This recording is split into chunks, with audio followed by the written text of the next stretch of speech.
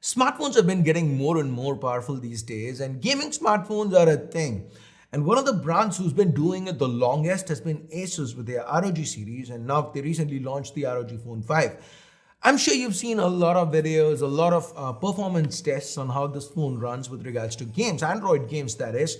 Today, I want to think a little out of the box, do a little different kind of video where we are going to be looking at emulation. Generally, emulation takes a lot of horsepower, and today we're going to be seeing how the ROG Phone 5 does with regards to a lot of emulators, right from simple systems like MAME all the way up to PlayStation 2, the Nintendo Wii, and all that. So let's see how this performs. And guys, beat it up. I am working with Asus on this. So that's a disclaimer.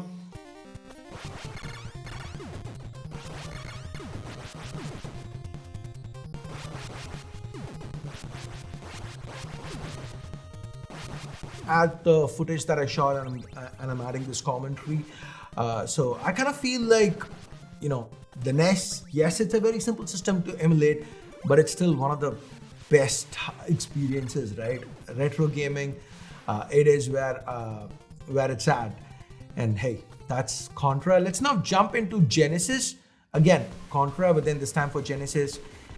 As you guys can see so far, we didn't expect it to have any issues, and it doesn't have any issues. The ROG Phone 5, it doesn't break a sweat, it's smooth. I am going to be cranking up the difficulty level, so to speak, with regards to what emulators we are using, and let's see how it responds.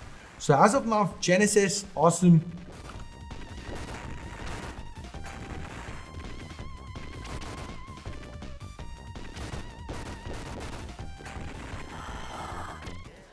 This is a little more complicated. This one is the Nintendo DS.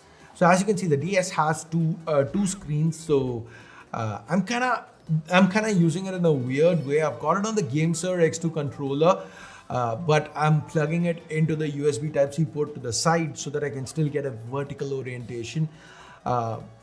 It's kind of jerry-rigging it, but I really like the experience here. You could, of course, jump in and use the on-screen controls. It's still, two screens and all that, so you can do that without any issues.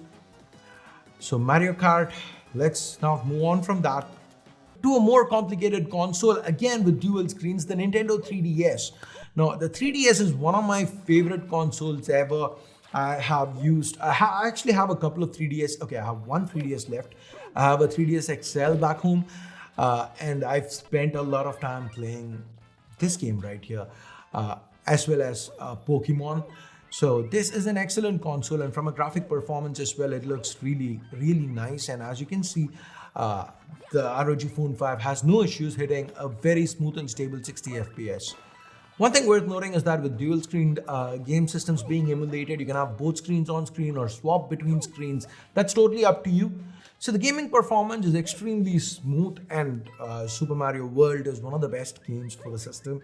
So I had a lot of fun testing this one out. At least when I was playing with the controller, as good as the ROG is for touchscreen gaming, me personally, I'm more of a controller guy, which is why I kind of swapped into the GameSir X2 again, and I absolutely love playing these games with a controller. Now, guys, if you want a video on different controllers I use, because I use quite a few, I would probably be happy to do a video on it. So do let me know if that's something you'd be interested in. Next up, Nintendo 64. This is again one of the harder systems to emulate, and the ROG Phone 5 has absolutely no issues. And to milk every single bit of performance, I actually have the Aeroactive cooler on, which is why the phone's resting on a surface here, and I have it paired with a Bluetooth controller, and that is how I'm playing this. Again, there's no frame drops here. This is as good a Nintendo 64 experience as you can get.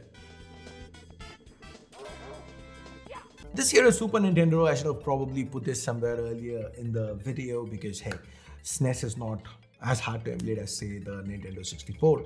But again, I just wanted to show you guys SNES, no issues. Donkey Kong runs extremely smoothly.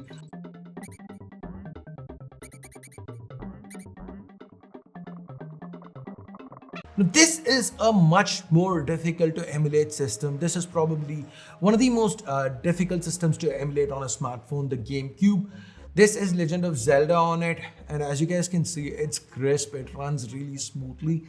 Again, The ROG Phone 5 with the Snapdragon 888 has no issues emulating such a complicated system. Now, one thing I hate about this emulator, this is Citra. One thing I hate is that for this game, particularly the right analog stick is kind of inverted. There are ways to get around it, but that really annoys me with this game. Overall, the emulation was pretty nice for this. And now let's bring out the big guns, PlayStation Portable God of War. God of War, PlayStation Portable, this isn't something you usually see 60 FPS on, or rather 30 FPS on, but hey, here it's a smooth 30 FPS. There's the occasional dip, but overall the game remains very, very playable. You couldn't really expect any more out of a phone. And the ROG Phone 5 just delivers. Here's a little bit more gameplay.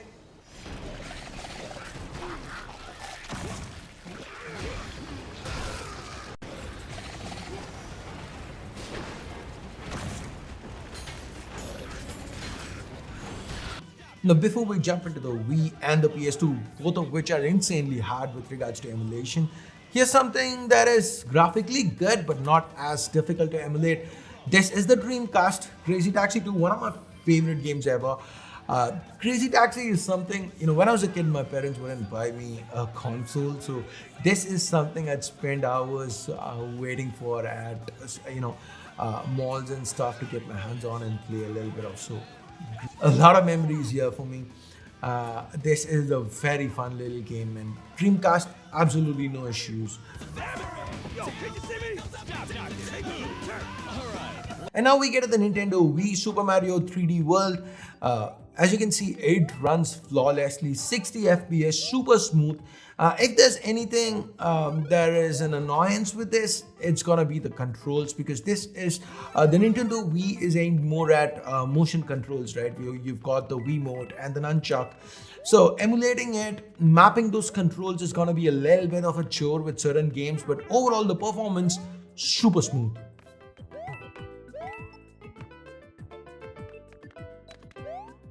And now it's time for the big one, Sony PlayStation 2.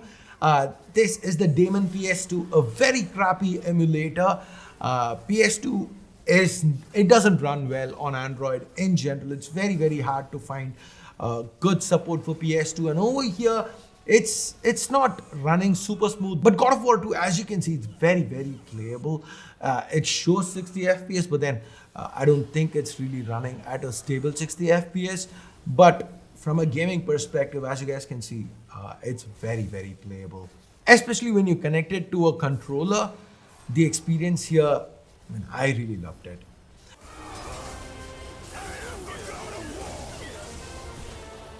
So anyways, guys, I wanted to do something different. I didn't want to just do a regular, hey, you know what, I'm running 5 Android games on this. And as you can see, it runs great. No, Android games run great on a couple of year old hardware. On this, I wanted to really push it to the max. Hence the reason why I tried emulators. So what do you guys think? What do you feel about this video? Let me know in the comments below. And if you feel there's any other game system that you would have liked for me to test it out, leave that in the comments too. I would definitely try to do that the next time I'm doing emulation kind of video. And believe me, I'm going to be doing a fair bit of emulation going forwards. I'm stuck into the retro stuff these days. So guys, that's been it. That's been pretty much it for this video. Whatever your thoughts are, let me know in the comments below, and thumbs up, thumbs down based on whatever you feel. Thanks a lot for your time. Thanks a lot for watching. Till next time, my name's Ash. You've been watching C4E Tech, and I'm signing off for now. You guys have a great day.